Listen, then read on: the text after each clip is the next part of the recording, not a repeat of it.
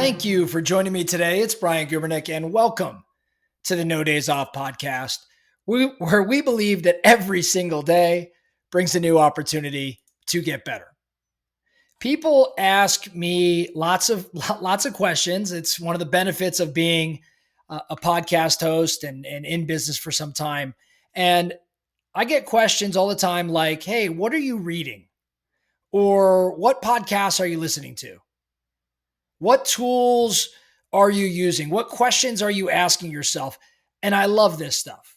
I love the emails. I love the texts. I love the messages on the socials. Keep sending them. What I thought would be a good exercise is in today's episode, I'm going to give you, I guess, a peek behind the curtain. I'm going to share the books that are shaping my thinking this year. I'm going to share the podcasts that I'm listening to when I'm out walking or running or hiking or doing whatever I'm doing. I'm going to tell you the tools that I've been experimenting with, and I'll tell you the questions that are currently sitting on my whiteboard that I'm thinking around.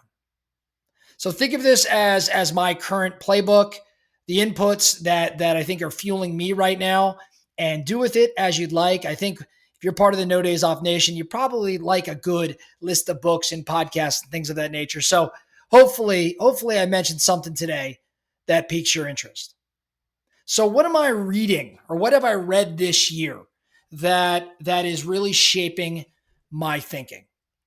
Well, you're going to find a theme. You're going to see a theme here as we roll through this list. I don't want to give it away just yet, but some of these might surprise you because they're not necessarily brand new. The first book, I'm actually currently reading this right now, is Living with a Seal by Jesse Itzler. Years ago, I think it was 2010, Jesse brought David Goggins into his home for 31 days of training. I think it's raw, it's funny, it's extreme, and it's all about accountability and discomfort. Now, what's super interesting is David Goggins just goes by Seal in the book. They don't even disclose his name. That's how long ago it was. But I'll tell you, this book that I'm reading, it's a lot of fun, and it's making me ask, where in life am I maybe too comfortable right now? So Living with a Seal is a great one. Tools of Titans by Tim Ferriss. I've been breaking this thing out pretty much all year long. You could just dive in, flip to a page, and find something awesome because it's a giant toolbox of habits and routines. And I treat it kind of like a buffet. Like, I don't need to read it cover to cover, but I just dive in, grab a dish, and I usually walk away with something useful. The next book, one I've been hot on this year, you've heard it mentioned here in the podcast, 5 Types of Wealth by Sahil Bloom. We even interviewed Sahil and aired it here at No Days Off, but you probably heard enough about that book. It is awesome, and I'm still working through a number of the different exercises. One of my favorite books, just recently went through it, Enlightened Gardener, The Enlightened Gardener. This one is so different than all of the others I'm mentioning right now because it's this short parable about how thought and mind and consciousness actually works. It's a reset for me when I go through this book, and I've done it this year. The Science of Scaling by Dr. Benjamin Hardy. I've been talking about this one a lot recently. I think right now I would put it up as best book of the year in terms of new books that I've read. The Science of Scaling, which is somewhat like the 10X is easier than 2X book that Dr. Hardy did with Dan Sullivan not too long ago. This book is all about clarity. It's about eliminating the 80% of activities that don't matter and doubling down on those things that really, really scale. Love this book. You're going to hear me talk more about Hardy the rest of this year. Fantastic read. And the last one I read for, usually I read with a different purpose and I'm trying to improve something. This particular book I read for enjoyment, which was Going Infinite by Michael Lewis. And this book's all about the rise and fall of Sam Bankman-Fried, who created FTX. This book, all about unchecked ambition. Really interesting one. I learned a lot, believe it or not. It was not the intention. It was to read for enjoyment, but I learned a lot around, again, this unchecked ambition and hubris and just the danger of believing your own myth.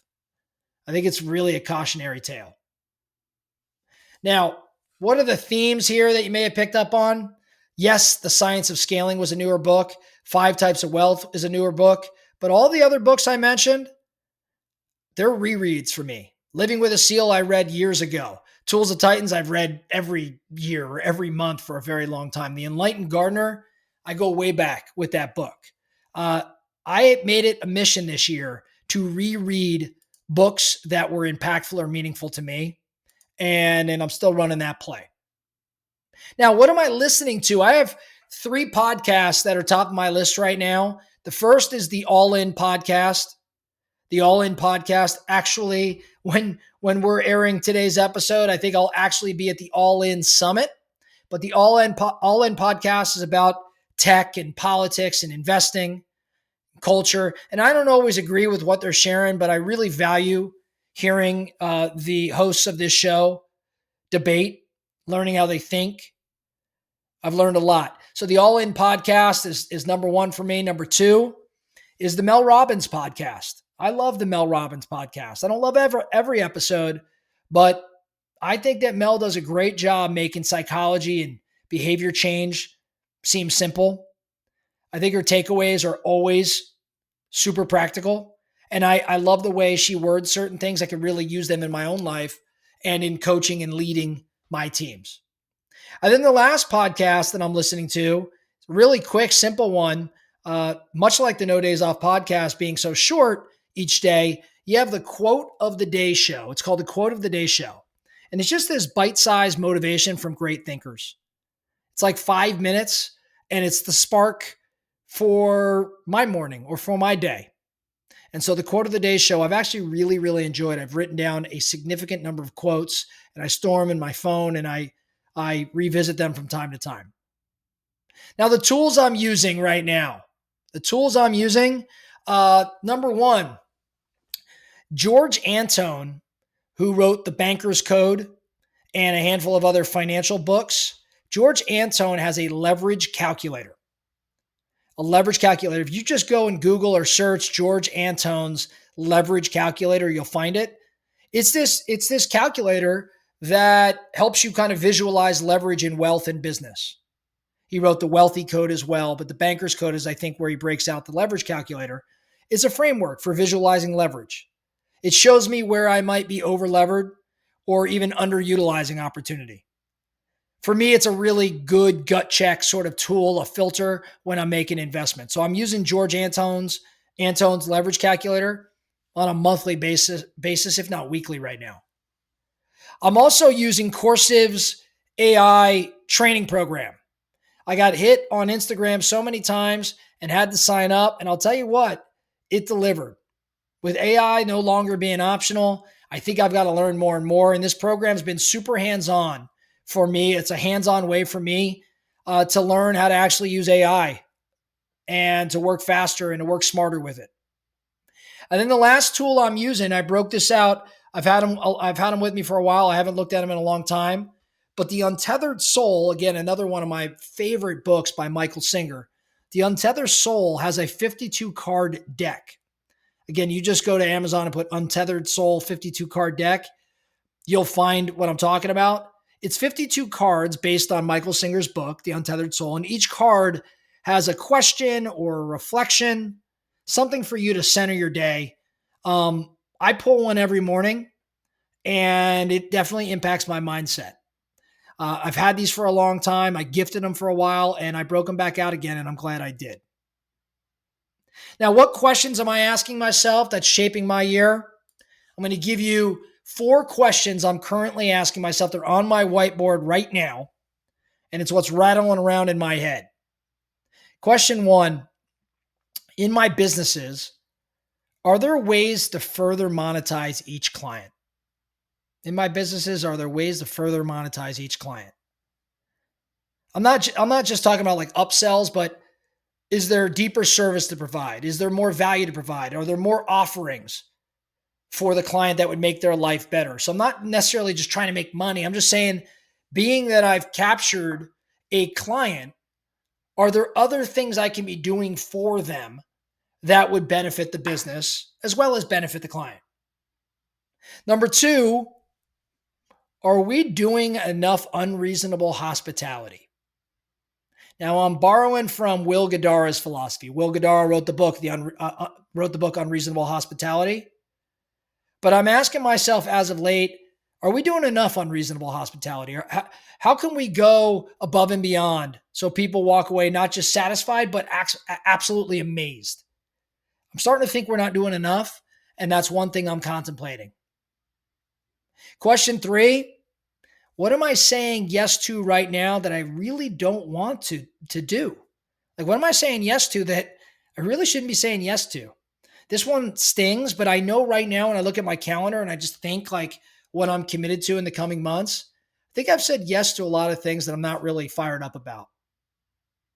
So this kind of serves as a reminder that every yes is a no to something else, and the wrong yes strains my energy and focus. And so I'm evaluating this kind of last third of the year around those things I may have said yes to, and maybe I'm canceling some things.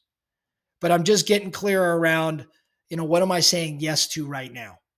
Especially those things I really don't want to do.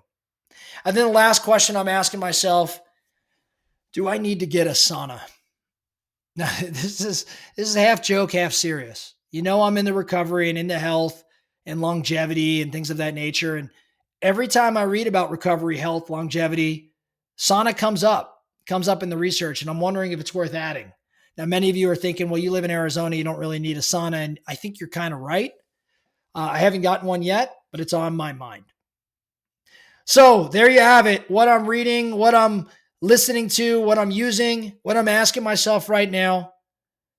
So here's an idea for you. Pick one of those books or one of the podcasts, one of the tools, or one of the questions, and then try them out this week or order them or do whatever with it. And let me know. Let me know if any of these sparks a shift for you, because in all seriousness, I think the truth is the inputs you choose, what you consume, what you use, what you reflect on, those inputs are shaping the outputs in your life and business. So make those inputs intentional and the results will follow. That's all I have for you today, the No Days Off podcast. Thank you so much for listening. And remember, every single day brings a new opportunity to get better. So let's get after it.